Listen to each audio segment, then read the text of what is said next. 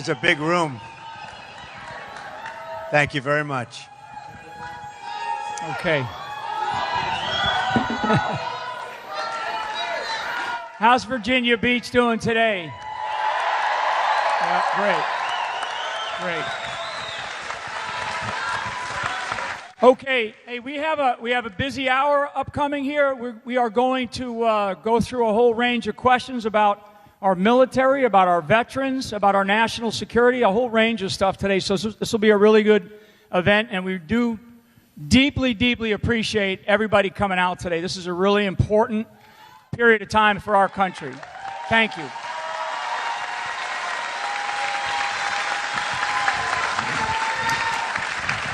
Okay, I know that there's a whole bunch of groups here. One I do want to recognize are the military spouses that are here today. If you could just sound off. Yeah, exactly. Thank you so much for your service, your sacrifice, and all that you do. Thank you so much. Okay, so the format here, just briefly, I'm going to just give just kind of an opening on on what's going on around the world today, and then get right into a series of questions, and we'll talk again about kind of the situation in the world and what is happening around the world, and then how that affects our national security, and certainly how that affects our military and our military readiness, etc.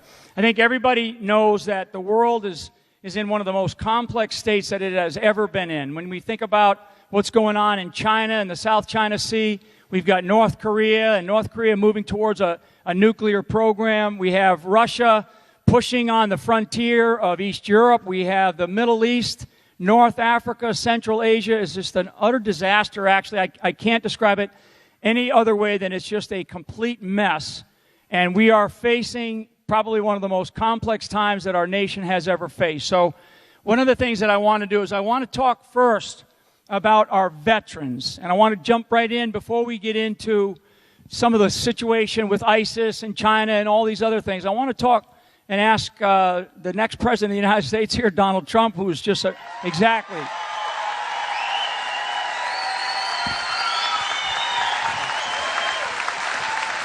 So as president, as the next president, what can you do to reform the Veterans Administration and the health care for our vets? How can we take better care of our vets?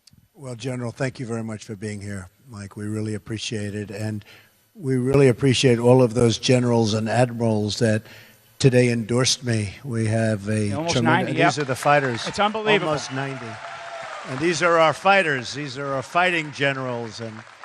And there are actually a lot more to come, but I really appreciate everything from you and all of them. We have great respect for those people. These are great, great people.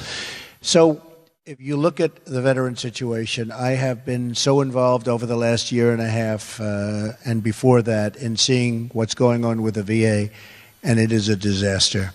And I've become so friendly and helped the veterans in so many different ways, but it's such a big problem, and we have no clue. Hillary Clinton said everything's working just fine. She doesn't know that people are standing on line for 7 days to see a doctor and dying, Mike. They're dying on line. And we came out with a plan, a 10-point plan, and it's on the website, and you'll see it if you want. I'm sure most of you have already seen it, but it's been really praised by the veterans and the veterans groups. And the fact is the VA is the Veterans Administration and waiting and all of the problems. And you do have some good doctors in there, but people can't get to see the doctors because the administration, the bureaucratic workings of the Veterans Administration are a total disaster. And what I've done and what I've looked at, and you know all about the rate of suicide and all of the problems, and numbers that honestly are not even believable when you hear 22 people a day. 22 people a day. These are numbers that you wouldn't even think are believable, and a lot of it is because of the fact that they can't get better. They have no service whatsoever, and it's been really, really badly handled. One of the things that I've done is we allow, when that wait is so long and so horrible, and sometimes, by the way, a simple procedure or a simple prescription, just a very simple thing can make a person's life wonderful health-wise, and they can't see the doctor. They can't get to see the doctor. And we have a plan where you're going to leave, you're going to go across the street or down the road or a few miles away. You're going to see a doctor, okay? You're going to see a doctor, a really good doctor, You're going to get taken care of 100%, or you're going to go to a local hospital, whether it's public or private. You're going to get taken care of, and your government is going to pay your bill, and you're going to be all set. It's going to be very good, very simple. It's a promise. That's great. Should have been done a long time ago. Yeah. And along that line, specifically, because you've talked about this with female veterans, and I think this is just as very, very important because of the size of the scale of the number of females that we now have in our military serving as volunteers. Talk a little bit about what you have described as how you would take care of them. The female veterans have been like the forgotten people. And I think it started because it was, obviously a while ago there were far fewer. And they haven't increased that capacity, and now you have tremendous numbers of female vets. And we are going to do procedures that they've never done, and we are going to help the female veteran. They have not been helped. They've really been left behind, even more so than our male veterans. They've been left behind, and it's just not going to happen. We're going to straighten it out. We're going to give them also the right. If things are not being done right, they're going to have the right to go to a local doctor or physician or a local hospital. And again, whether it's public or private, whichever one is most convenient and whichever one is better, frankly, and they're going to get themselves taken care of, whether it's male or female, and that's so important. And the other issue that's so important is mental health, because the mental health problem is such a massive problem in the VA. And that's something we're going to devote a tremendous amount of time to. And it's not just amount of money. The money they're spending is tremendously. It's a huge amount of money that they're currently spending. But there are people that are incompetent in the VA, tremendous, and they have people that are stealing. You've seen that. If you look at Phoenix and what's gone on in Phoenix, where they can't even fire the people, they found people that are stealing and found people that are very dishonest. They can't even get rid of them. All of that's going to change. The VA, you're going to be so proud of what you have. I mean, we're going to take it, and you're going to be so proud of what you have, believe me.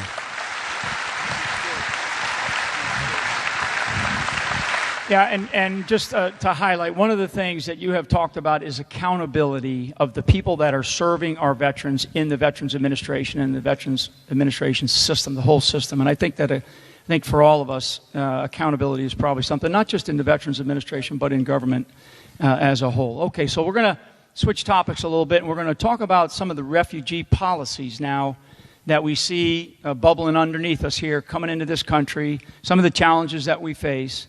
What do you think of Hillary Clinton's current refugee policies, and how do they differ from your own?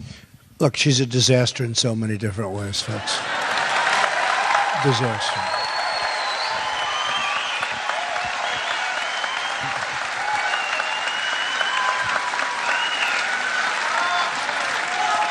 I don't really even think she believes it herself. She was brought so far left. She was brought so far left by Bernie and the group, and I think we're going to get a lot of the Bernie people because of trade, if you want to know the truth. A lot of the Bernie people are coming with us because the one thing he was right about is the fact that our country is being ripped off like never before on these trade deals that are disasters. NAFTA has been a disaster for the United States. It's destroyed our country, and that's one thing he got right, and a lot of people liked him because of trade more so than anything else. But when it comes to immigration, first of all, she thinks that everything is more or less fine. She wants to allow 650% increase over and above what Obama is allowing to come in from Syria and the Middle East, 650%. And he's already allowing thousands and thousands of people in. And we don't know where they're coming from. You people know, because we're military people. We don't know where they're coming from. You see the damage that one person can do. You just have to look anywhere. You see the damage that whether it's Orlando or whether it's two people that just got married or they're married and they're, from San Bernardino. You see San Bernardino, they're getting thrown a party, a shower party or a baby party, and then a short while later they go and they kill 14 people in the group. Look, we got problems, folks. We have to figure it out. And if we don't figure it out, we have to be careful and vigilant and strong. And she wants to allow a 550% increase. I was very interesting. I was saying she wants to allow 500 more coming in from that region. And the press said I was wrong. I said, oh, what's the real number? 550. So that time, it was true. They said I was You were wrong. close. They said the number was, You lowballed it.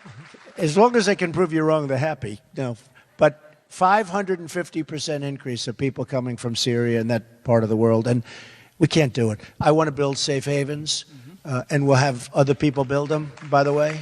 We'll have other people fund them. We'll lead the charge. But, you know, Barack Obama has doubled during his fairly short period of years. He's doubled our national debt, doubled it. It's going to be close to $20 trillion when he leaves, $20 trillion. So we have to get rid of at least a good portion of that. So we're going to have other people. We're going to have the Gulf states pay for this because we're going to build safe havens. I mean, look, we all have big hearts. We just can't allow these people into our country until we find out what's going on. We can't do it. We can't do it. Very good. And I think that also, as you have said, that they also impact our healthcare system. They impact all the other costs. So it's very, very important. By the way, you have illegal immigrants. I hate to say this in this room because you have a lot of vets in the room, but you have illegal immigrants that she wants and he wants treated better than veterans. You have these people are treated better than people that are in this room. You know it. Yeah. They are treated better than veterans. And let me tell you, folks, they got their priorities mixed up. That's going to change so fast, okay? It's going to change. Yeah. Good.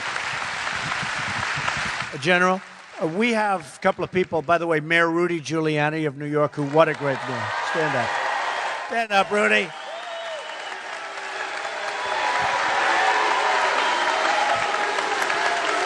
Rudy, beautiful. Whoa. I love them. Do we love what he did? He took a city that was a disaster. He took New York City and he made it great. Think of it, made it great again, right? He made it great again. So, Rudy, great to see you. And Eric Trump's wife, Laura, is here, and she's done a fantastic job. Laura's been working very hard, in particular in North Carolina, but helping also with Virginia. We have some people in Virginia, Mike Rubino and the group. They've been amazing, and hopefully we can get everybody registered because we have to win. Virginia is a very important state. We have to win Virginia. Thank you. Okay, so speaking of disasters, the Iran nuclear deal. And Iran has... I mean, we're talking about putting nukes into the hands of an Ayatollah that says death to America, death to Israel, and they continue to fire ballistic missiles all the time in violation of this deal. But Iran has engaged in growing hostilities, has increasingly shown it continues to have nuclear ambitions. Right. And as president, what are you going to do about Iran? First of all, if you look at the policies of Hillary Clinton and Barack Obama, they have created what will be a world power. Not, they're talking about a regional power. This is going to be a world power. They have become rich. They have become powerful. The deal is one of the worst negotiated deals of any kind that I've ever seen. If you look at it, just study it. We give them $150 billion. How about the $400 million in cash that we gave them, floating in? Obviously for hostages. That was the big lie also, just like Obamacare was a big lie. This was a big lie. And think of it, $400 million in cash. And they kept the hostages. Remember, it had nothing to do with the hostages, but the hostages weren't allowed to leave the airport until such time. And then they came. Who ever heard of $400 million in cash? Different denominations, different countries. They want all different money from different countries. Who even has the power to authorize something like this? So what we've done is created a monster. We've created in 4 years, if you look at, if you take a look at Iran from 4 or 5 years ago, they were dying. They had the sanctions, they were being choked to death. And they were absolutely dying. They weren't even going to be much of a threat. They didn't have anything going. And now they're a power. We've made them a power. Overnight, we've made them a power. Number one, they're highly threatening to the state of Israel. They are so bad for Israel. Obama has been so bad for Israel, but they are a great threat, and they're a threat to us. And they're going to have nuclear weapons, and this path, in my opinion, is going to be a quicker path to nuclear weapons. The deal is grossly incompetent. And then I don't know if you saw the other day, we have the little boats going out, and they're making all sorts of horrible gestures. You know, they learned the gestures, I guess. They studied the United States, and they gave those kind of gestures to our sailors and our captain on the boats. And, oh, boy, I'll bet those guys wanted to blow him out of the water. I'll bet you. I'll bet you they wanted to blow him out. And so you see these four little boats circling, going around, you know, taunting. It's like they've been emboldened. Here we are. We made a deal that's such a great deal for them, and they now feel power. They feel power. Remember the sailors, the 10 sailors who were a little bit off? They were in the water. So instead of saying, hey, you're on our water, please, you know, go over there. They humiliated our country. They humiliated those 10 people. And and the only reason we got them back, of course, you would have gotten them back very fast if I was president, that I can tell you. But the only reason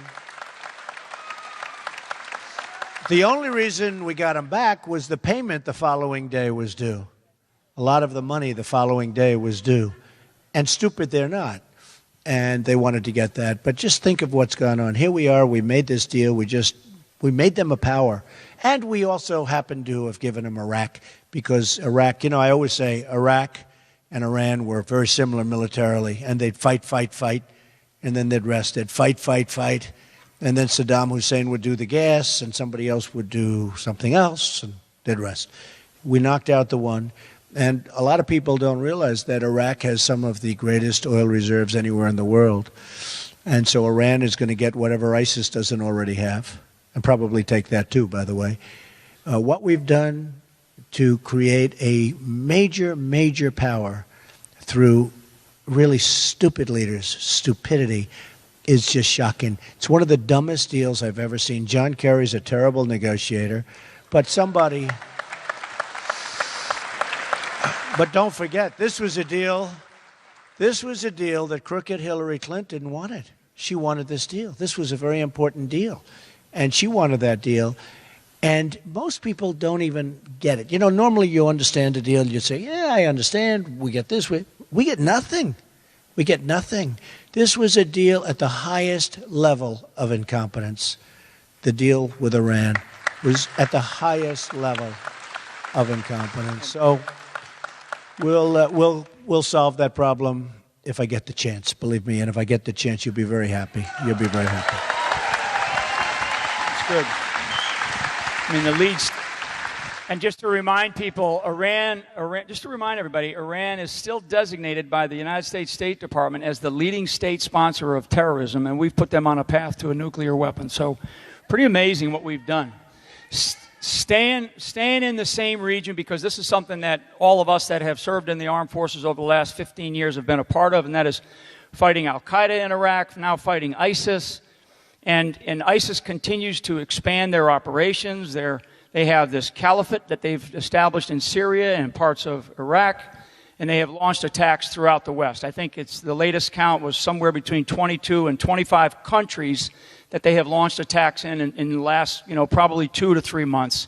And that has resulted in somewhere between 7,000 to 10,000 casualties around the world. Just a stunning display of capability by ISIS. What is your response to ISIS? What do you believe we should be doing? Well, first of all, it wouldn't have started if we had proper leadership, because what happened, we shouldn't have been in Iraq, but we shouldn't have gotten out of Iraq the way we got out, where literally they announced we're going to leave by a certain date. I mean, the enemy couldn't even believe it. Actually, a lot of people thought it was a little bit of a deception, because they couldn't believe anybody would say it. It turned out to be true.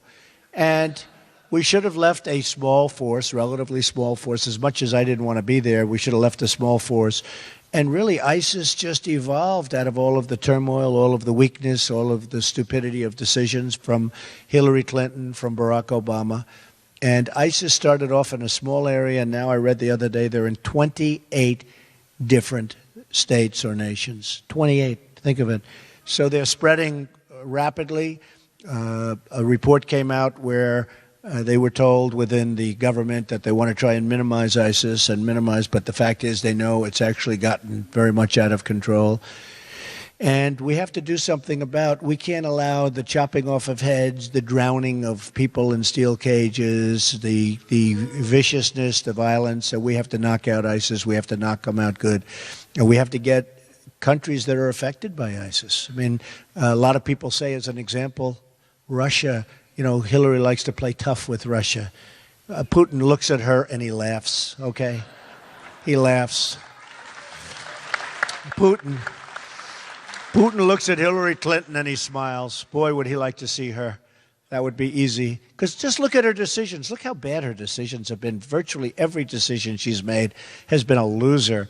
But wouldn't it be nice, honestly? Because Russia doesn't like ISIS any better than we do. Wouldn't it be nice if we actually got along with Russia and you could knock them out together? Wouldn't that be a good thing? As opposed to, you know, tough talk.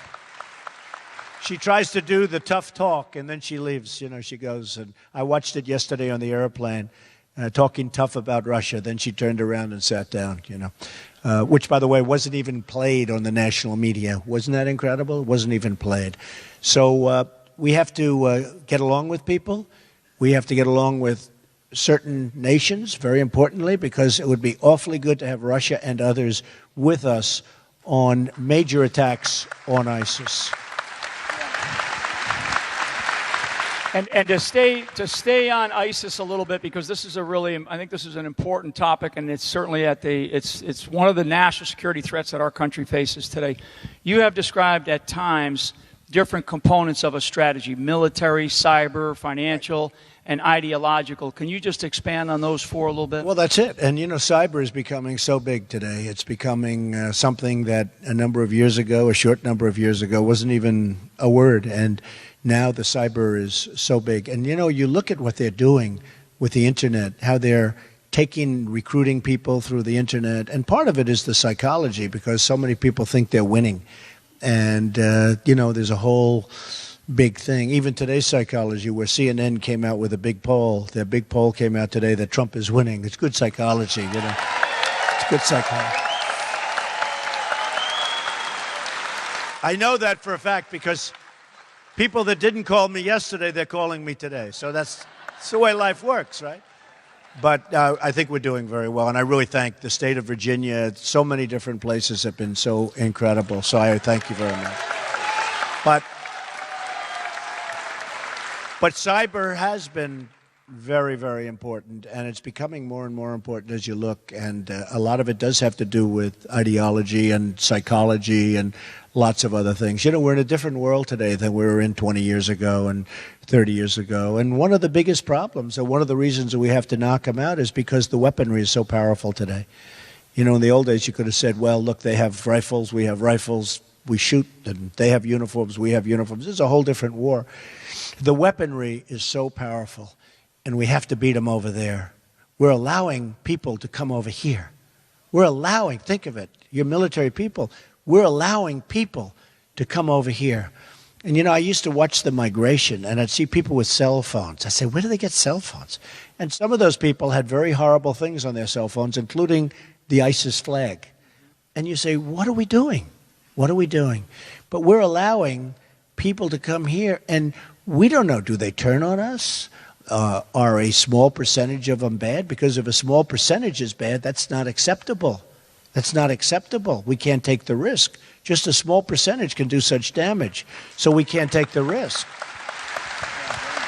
So, General, the bottom line is we have to get very tough and we have to get very smart, or we're not going to have much of a country left, I can tell you that right now. Yeah, good. So, and staying in the same region of the world, because there's so much going on, and it is just unraveling in front of our eyes. And this really has to do with Syria. And there's been a bunch of different discussion about what to do with Assad. Do you support regime change in Syria? Look, we have a problem. It's called ISIS.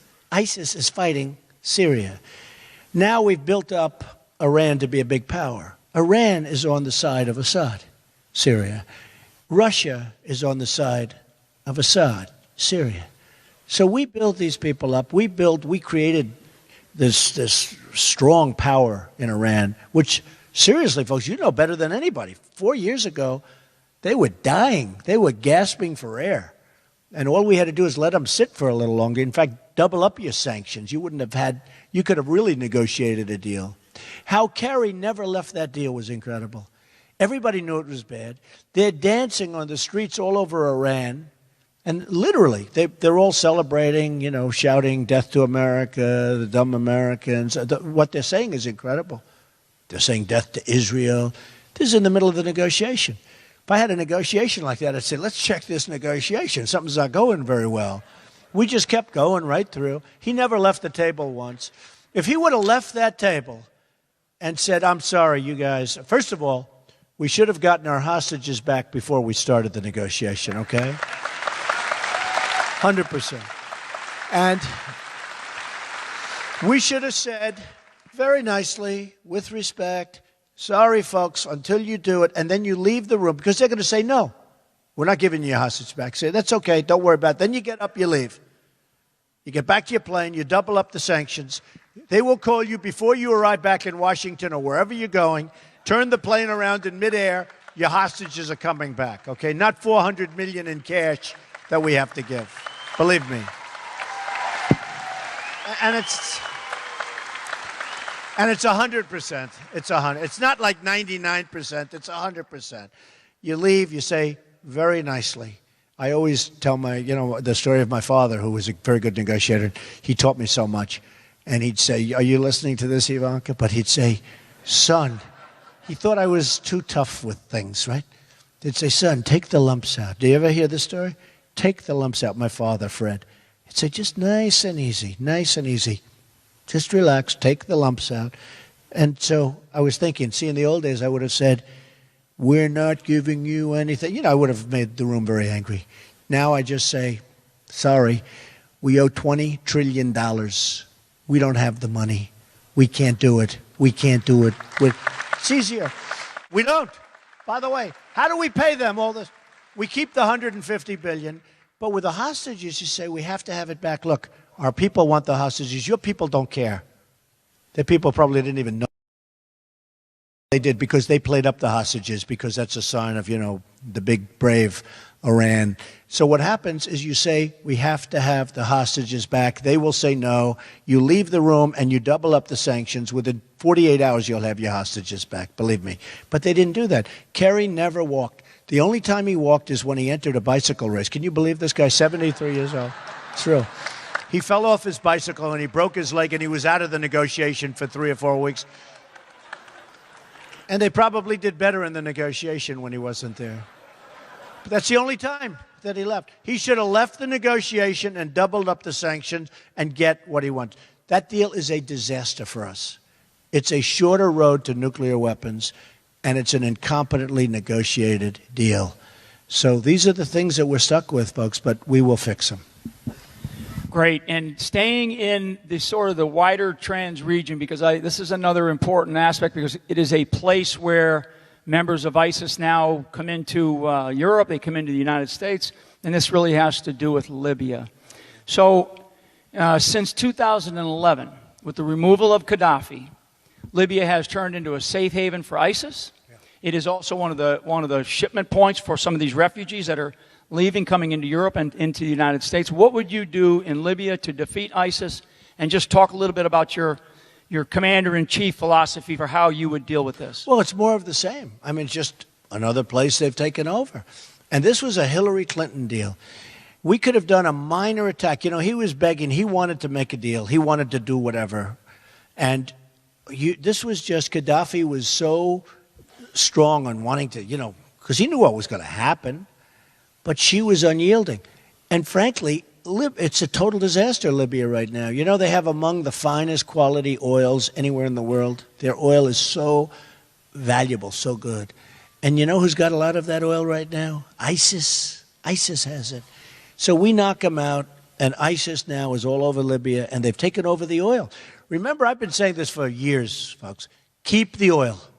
Shouldn't have been there. If you get out, keep the oil. And we should have kept the oil, and we didn't. We didn't keep the oil anywhere. We got out. We spent, I've been saying $2 trillion for years. I know one thing. It's now, I'm hearing $4 trillion. I mean, you look at what we've spent, $4 to $5 trillion in the Middle East, and think of it. What do we have? Less than what we had 15 years ago. It's a disaster. It's a total disaster, on top of which you have the migration, which is destroying Europe. Look at Merkel. I mean, what happened to her the other day in the election is incredible. And I knew that was going to happen. I mean, how could, she's supposed to be popular? Germany is a disaster now. France is a disaster. I have friends, they love, the City of Lights, right? I said to one of my friends the other day, so how is Paris this summer? He always goes to, he says, I don't go there anymore. He said, it's not the same place. It's that's not Paris anymore. We're destroying our planet. We're destroying what's going on. We're destroying ourselves. And you look at the election results from Merkel, they were so bad. And people were saying, I think she'll be okay. I don't think she'll be okay. I was saying 2 weeks ago, I said, why would she be okay? Millions of people go into Germany. The crime is unbelievable. The problems they're having is unbelievable. And Hillary Clinton wants to be the Merkel of the United States. Okay? I don't think so. I don't think it's going to happen. I'll tell you what, I don't think it's going to happen.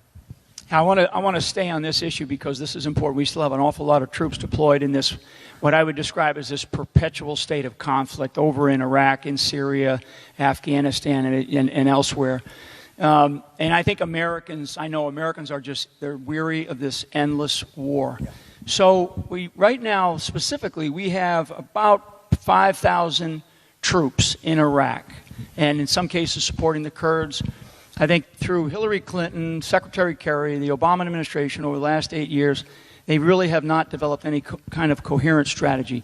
What would you do as Commander-in-Chief? Well, first of all, as I predicted years ago, Iran is really controlling Iraq. And they're in there now, and we have just, they've wanted it for decades and decades and decades. They've wanted it, and we gave it to them. We gave it to them. Because you had two militaries that were equal. I was saying before, they fight, they rest. They fight, they move 10 feet this way, 10 feet this way, they go home and rest. We've handed it to them on a silver platter. When I say about the deal that we made for them or with them on the whole, the $150 billion deal, I always said that's one of the best deals I've ever seen. Not really. The best deal is we have given them Iraq with among the largest and finest oil reserves in the world. We've given that to Iran. We've handed it to them. What we've done is incredible. If our presidents would have just stayed home and gone to the beach, or even gone out and played golf every single day, played 2 rounds a day, okay? Which Obama almost does. But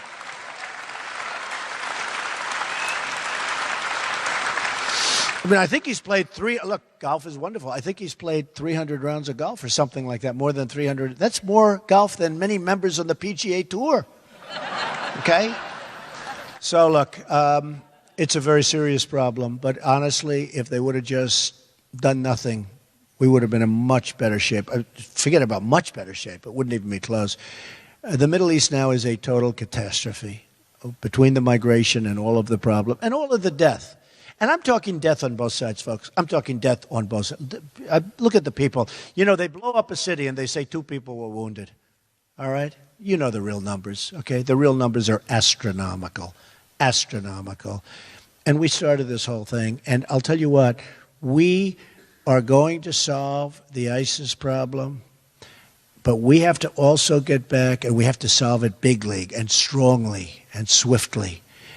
But we have to get back to rebuilding our country because our country is going to hell. Our infrastructure is a disaster.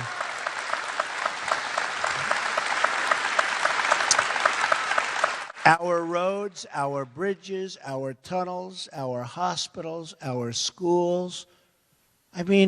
We'd go into Afghanistan and build a school, they'd blow it up. We'd build it again, they'd blow it up. We'd build it a third time, it's still there, barely.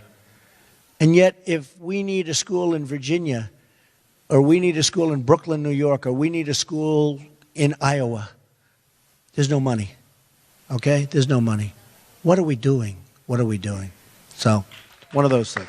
Yeah. And I think that the real issue, and you have hit on this quite a bit, is how our homeland security and the things that we do here and domestically, impact everything we do overseas as well, and I think vice versa. So, the one thing, General, I have to say, the people in our military are amazing. They're amazing. The people. And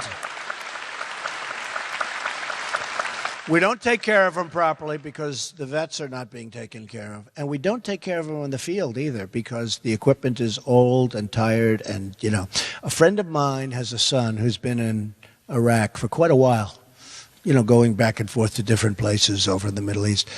And the thing that I talked to him, he's a fine young man and hasn't been wounded badly. I don't think he's been really, very much affected in that way. But he said the thing that is most discouraging to them over there, soldiers, is when he looks at the other side having better equipment than they do. Because, we give the equipment to people that we think are on our side, and then a bullet's fired, and everyone drops their weapons and runs, and they come and pick up the weapons. I always talk about the 2,300 Humvees, armor-plated. If our young people would have had those Humvees, they wouldn't be walking around without legs and arms right now, believe me. Believe me. But they take them. They just take them. So, and he said it's so discouraging for our soldiers when they look and they see the quality of equipment that the other side has, ISIS, but the other side has, and they see it's better than what we have, and it's our equipment that they've taken. It's a very, very sad thing. And those kids, they're incredible people, but they really lose their spirit when they see this kind of thing, believe me.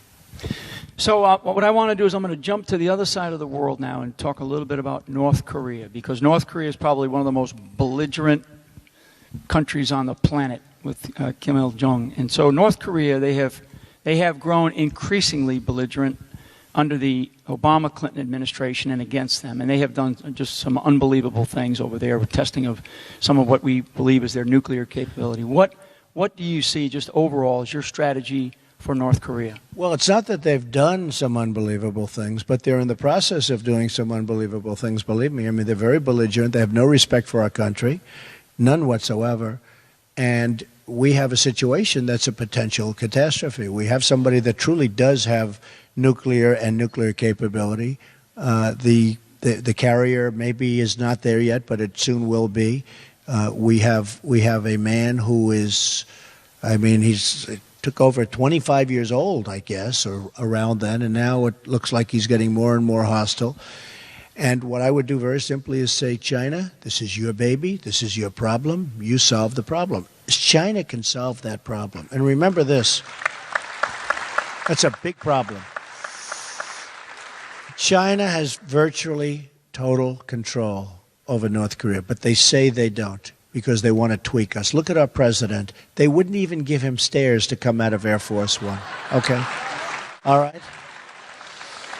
And they probably say on that, gee, we couldn't get him there, When I saw that yesterday, did everybody see that? Where he couldn't get off the plane? So he had to get off on the kind that dropped down, but that's really meant for the crew. That's so that when they fix the plane, they go up on those stairs. The whole thing is just, it's insane. It's interesting with the president, because I saw that yesterday with the stairs. He went to Saudi Arabia, and the top people didn't greet him, right? He went to Cuba, and Castro, the brother, was not there to greet him. And I said to myself, if that happened, I'd land, I'd hear he's not there to pay respect to the country, not to him, to pay respect to our country. I would say, thank you very much, fellas, that's okay. Close it up, boom, let's go back to Washington. I would. Let's go back to Washington.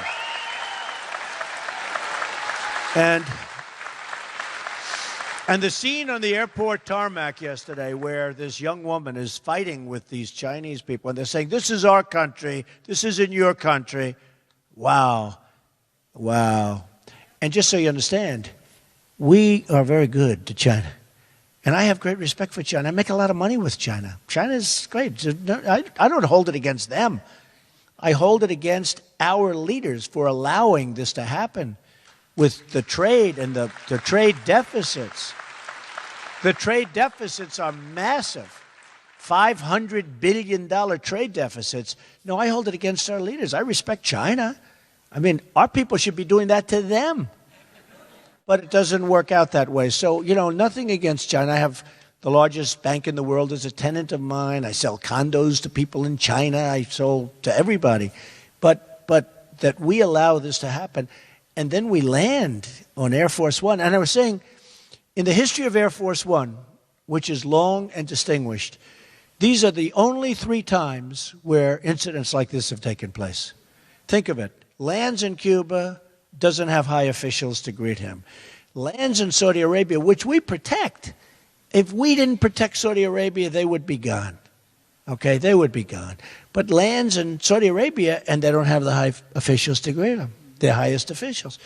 And I said to myself, that's probably the only time in the history of Air Force One where it goes into a country, lands, and you don't have the appropriate officials to greet, right? I really believe that. And then you're talking about a long history. But then, yesterday, they won't give him stairs to get off the plane. Amazing. It's amazing. Yeah. Okay, so one more here, and I want to talk a little bit about, in this case. It is hard to believe, you have to say. Yeah, it is. It's unbelievable. It's unbelievable. So I want to talk a little bit about Hillary Clinton and the FBI. Last week, the FBI, on Friday before the 3-day weekend, they released notes from Hillary Clinton's email investigation. What do you think that these new revelations say about her qualifications to be Commander-in-Chief? It's such a long answer to that question. It could go on for days. 13 phones, iPhones, whatever they were, and just banging the heck out of them. How about the acid wash of the emails that didn't mean anything? How about the 33,000 missing emails that were acid washed? Okay, acid washed. And Rudy was telling me nobody does it because it's such an expensive process. Okay, 33,000. Now, these emails had to do with the wedding. I give that 5. The wedding. And the other thing, of course, was the yoga classes, right? Now, look, folks, this is serious. This is a very sad time, I'm telling you, for justice in this country. This is a very sad time. I've never seen anything like it. Yeah, it is. Never seen anything like it. I mean, go a step further. How about, I guess it was July 4th weekend.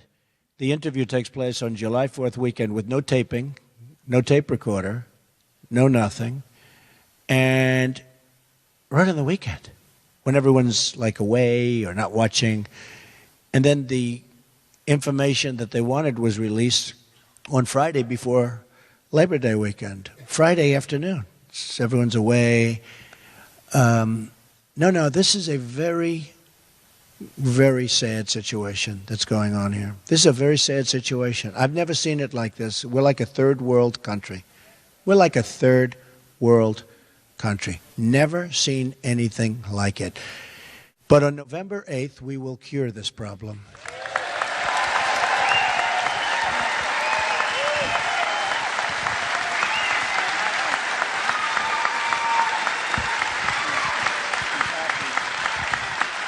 Okay, and finally, what I want to do is I want to finish on a bit of a high note for this great audience here from Virginia Beach, military veterans, spouses, citizens here of this local area. It's a great group of people.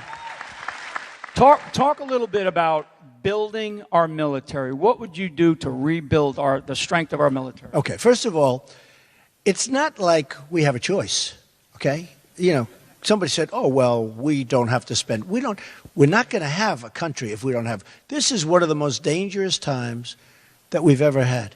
Some countries are going, you look at what's going on with the weaponry being produced or bought by some countries, and it's unbelievable. And we're not keeping up. So this isn't like, oh, gee, well, let's invest it someplace else or let's do this or that. When we build weapons, we're also employing people. Remember that. So this isn't just a one-way street. We're employing a lot of people. And when we have fighter jets, I don't know if you saw the documentaries. About a month ago, there was a documentary on the fighter jets. They're so old that we can't get parts for them anymore. So they go to the plane graveyards and the museums where they have the planes in these museums. And they take parts off the planes in the museums. And then we have our young men and women flying these planes, and they were complaining. They said, you know, when I came in, our planes were new and great, and now they're retiring. They're getting ready to leave, and some of them would like to stay. But they're getting ready to leave, and they look at, you know, using old parts. Literally from plane graveyards and museums is where they get the parts. This is not the United States that we know, folks. This is not the United States that we want. This is not the United States. So we're going to rebuild our military. We're going to rebuild it with the finest technology in the world, because we have the finest technology. We have the finest technology, but we're not paying for it anymore. And frankly, we're paying for too much. And sometimes we're going to companies that are political, and we're getting things that aren't as good. You know this for years. Things that aren't as good as similar equipment that's better for less money, because they're politically connected, the companies. So, you know, I've spent a tremendous amount of money. We're going to announce very soon how much we've raised. We raised a lot, but I've spent a lot. I put more than $60 million into the campaign, and I'm going to be spending a lot more over the next 2-month period. Think of it. We're down to 63 days. Hard to believe. Who would have thought? This started on June 16th last year, and now we're down to 63 days. And I must say, with your help and with everybody's help, we're going to do something. We're going to make America great again. You know, it's about make America great again. So I just want to thank everybody. Really amazing people. And Rudy, I want to thank you very much, and Lara and Ivanka for being here, and of course, a truly great general right here. Mike, thank you. Thank you. Ladies and gentlemen, the next president of the United States, Donald J. Trump.